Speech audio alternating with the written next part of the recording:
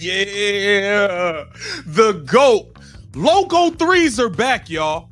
Logo threes are back like they never left. Caitlin Clark doing it to him. What's now emerging about what really happened behind closed doors at USA basketball training camp tells a very different story than the polished, carefully scripted version fans were given. According to detailed behind-the-scenes insight shared by a reporter named Sabrina, Caitlin Clark didn't just show up, blend in, and quietly earn her place a traditional way. She didn't come in trying to fit neatly into an established hierarchy or patiently wait her turn. Instead, her presence immediately challenged the existing structure and forced conversations that USA basketball never intended to make public. Caitlin Clark is on fire. Day 3 of Team USA camp. The girl couldn't miss. It was like throwing a rock in the ocean for Caitlin Clark. Instead, she walked into that gym and almost immediately changed the entire atmosphere. Not through noise or bravado, and not with ego or theatrics, but through undeniable impact. It was a kind of presence that quietly reshapes hierarchy, redirects attention, and shifts momentum without ever needing to announce itself.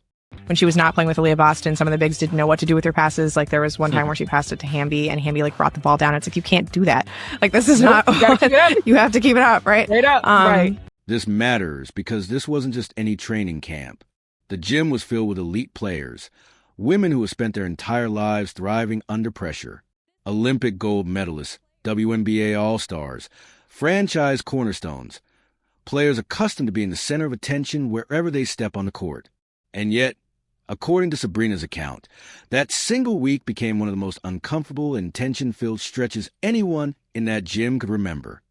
Having to see Caitlin, like, go at scouting players who were, you know, instructed to play at a FIBA level of physicality was interesting, considering how long she's been out and the fact that she's still ramping up injury. Not because of arguments or open conflict, and not because of chaos or dysfunction, but because the game itself started making decisions faster than many were ready to accept. She was just, like, so happy to be there and, like, was individually, like, telling media members how nice it was just, like, talk to them again and, like, that she was just part of the basketball process. Clark arrived quietly. No fanfare, no dramatic entrance, no cameras tracking her every move. She made no visible effort to command the room or assert her status. She simply showed up and went to work. And just fun to, like, see the players in a live game situation again, because you think about, like, Caitlin hasn't played since July 15th, you know? Yes. There are 4 sparks of this camp. Their season ended on September 11th, right? So it's been a long time since any of them have really played competitive basketball. But within minutes of stepping onto the court, everything shifted. The energy changed in a way that was impossible to ignore, at least for anyone who was truly paying attention. Also got a quote out of Sue Bird about her being impressed with Caitlin just being engaged while she was out and getting back to being able to play. Conversations paused when she touched the ball. Drills suddenly felt sharper, more urgent. The established order, built over years of reputations, resumes, and expectations, began to wobble. This wasn't about disrespecting what others had accomplished. It was something far more uncomfortable. The realization of the game itself was reorganizing, possessions flowing more cleanly through her reads, spacing improving when she ran the offense, tempo rising when she dictated it. By the final day of camp, one player reportedly walked out early, not because of injury, a roster cut, or a dramatic confrontation, but because it had become clear where the game was headed, and it wasn't running through them. That detail is what's drawing real attention now, because this wasn't politics, favoritism, marketing pressure, or media hype. It was basketball selecting its center of gravity in real time, the kind of moment that can't be negotiated or managed away once it begins. A little bit about what Caitlin looked like on the court, how much fun she was having, how important it was. And then someone else, Angel Reese on the other side, talking about Chicago. That was the article I was not expecting. And that reframes the entire conversation. The question people are asking now isn't whether Caitlin Clark belonged at Team USA camp. That part feels settled. Anyone who watched her command possessions, control the pace, and elevate the collective level of play understands that clearly. Here's that Caitlin Clark is truly back healthy. The three-point shot is back. The logo threes are back. And what I really liked about that second one is that was going right. The real question is far more uncomfortable.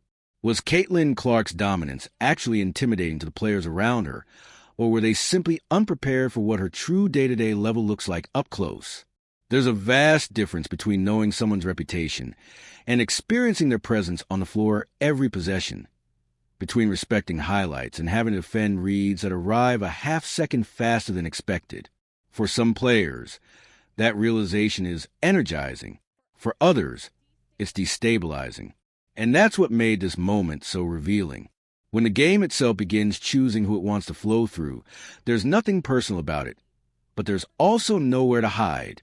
You either adapt and find your place in the new reality, or you're forced to confront the fact that the hierarchy you were comfortable with no longer exists.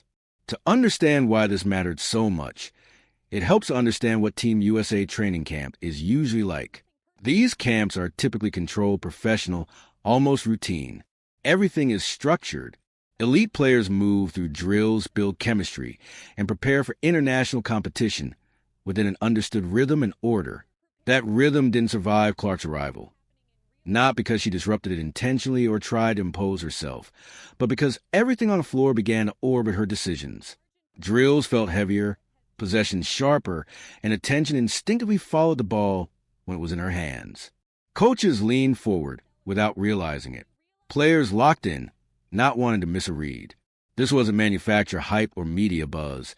It was gravitational pull, the kind only truly elite players create by playing the game correctly at full speed. Sabrina described Clark as making the team in the truest sense of phrase, not by being selected on a roster sheet, but by proving possession after possession that the game simply functioned better when it flowed through her. That's a difficult reality to witness if you're used to being the focal point. By the final day of camp, that truth became impossible to ignore. Clark didn't coast or blend in to make things comfortable. She dominated the sessions through precision, timing, and control. One player reportedly couldn't handle watching the hierarchy change in real time, not because of drama or conflict, but because the game had made its choice. Paige Bueckers recognized it almost immediately. When Clark ran the offense, the pace elevated, spacing tightened, and the ball moved cleaner. Paige didn't resist it. She adapted and elevated alongside it. That's what high-level basketball intelligence looks like when it meets another elite mind. Angel Reese, however, experienced a shift very differently. For her, it wasn't energizing, it was disorienting.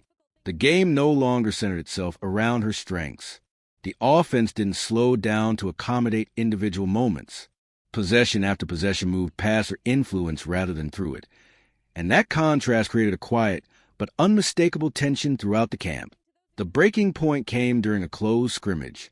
No cameras, no crowd, just competition. Clark ran point like a veteran, the ball moving with precision, the offense flowing effortlessly. Angel tried to assert herself physically, but the game didn't slow down. It sped up, and possession by possession, her influence faded. Coaches noticed. Notes were taken. And when the final whistle blew, everyone in the gym already understood what had happened. Angel didn't make a scene. She simply left. Not because of ego, politics, or favoritism, but because basketball, in its most unforgiving form, had revealed its truth. At that level, the game decided what works and who it should flow through. Clark didn't demand that role. She earned it. And in an environment like that, there are only two choices: adapt to the system the game establishes or walk away.